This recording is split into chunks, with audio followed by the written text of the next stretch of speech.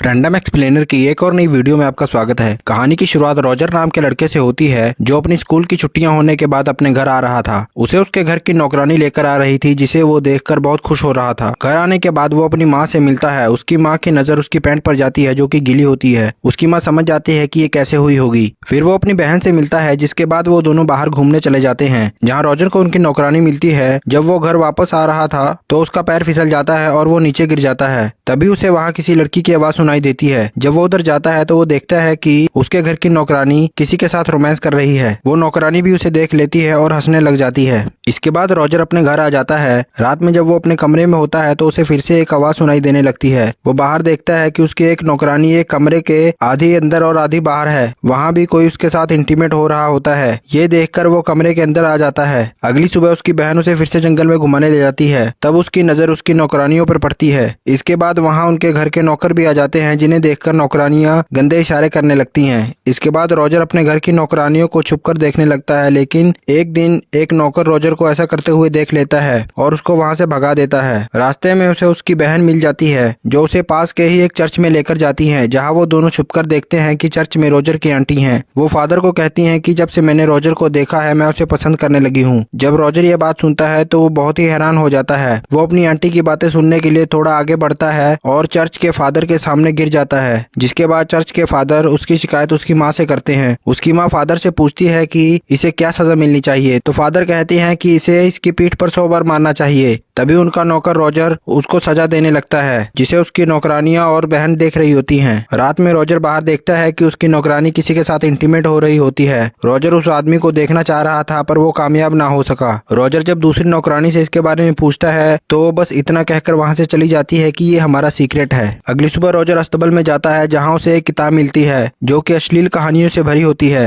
Roger छिपकर उस किताब को पढ़ने लग जाता है। तभी वहाँ एक नौकरानी आ जाती है जो मुर्गियों को दाना डालने लगती है, लेकिन तभी वहाँ एक नौकर उसे अंदर से लॉक कर देता है और नौकरानी के पीछे से जाकर उसके साथ इंटीमेट होने लगता है। ये देखकर रॉजर का भी खुद पर कंट्रोल नहीं रहता और वो किचन में काम कर रही नौकरानी को पीछे से टच करने लग जाता है। लेकिन तभी वहाँ दूसरी नौकरानी आने लगती है जिसे देखकर वो वहाँ से भाग जाता है। लेकिन वासना अब उस पर पूरी तरह काबू पा चुकी थी, इसलिए अब वो दूसरी नौकरानी के पीछे चला जाता है और उसको पकड़ लेता है। पहले तो वो नौकरानी मना करती है लेकिन फिर वो भी मजे लेने लगती है। अगले दिन घर के सारे मर्द किसी काम से बाहर चले जाते हैं जिसका फायदा उठाकर वो एक नौकरानी के साथ इंटीमेट हो जाता है। रात में वो अपनी आंटी से मिलता है और उसे अपने मन की बात कहता है। पहले तो वो मना कर देती है लेकिन वासना उसके अंदर भी भरी थी जिस वजह से वो भी मान जाती है और दोनों वही इंटीमेट हो जाते हैं। आंटी के जाने के बाद वहाँ नौकरानी रॉजर के लिए खाना लेकर आती है पर रॉजर को तो अब किसी और ही चीज का चस्का लग गया था। वो अब इस नौकरानी को भी नहीं छोड़ता। अगले दिन वो अस्तबल में जाता है जहाँ वो घोड़ों की देखभाल करने वाली नौकरानी को भी सेड्यूस करके उसके साथ इंटीमेट हो जाता है। रॉजर ने अपने घर की किसी भी औरत को नहीं छोड़ा था। एक दिन घर की सभी औरतों को पता चल जाता है कि रॉजर ने सभी का स्वाद चख लिया है, लेकिन उन्हें इस बात से ज्यादा फर्क नहीं पड़ता। अब वो सभी रॉजर के साथ एक साथ इंटीमेट होने लग जाती हैं। कुछ दिन बीत जाते हैं। लीजा रॉजर को कहती है कि वो प्रेग्नेंट है। उसके बाद वही बात उसकी दूसरी नौकरानियां और उसकी आंटी भी कहती हैं। घर की सभी औरतें रॉजर की वजह से प्रेग्नेंट हो चुकी थी। रॉजर के स्कूल की छुट्टियां खत्म हो जाती हैं और वो वापस जाने के लिए तैयार हो जाता है। तभी एक और लड़की उसे कहती है कि वो भी प्रेग्नेंट है।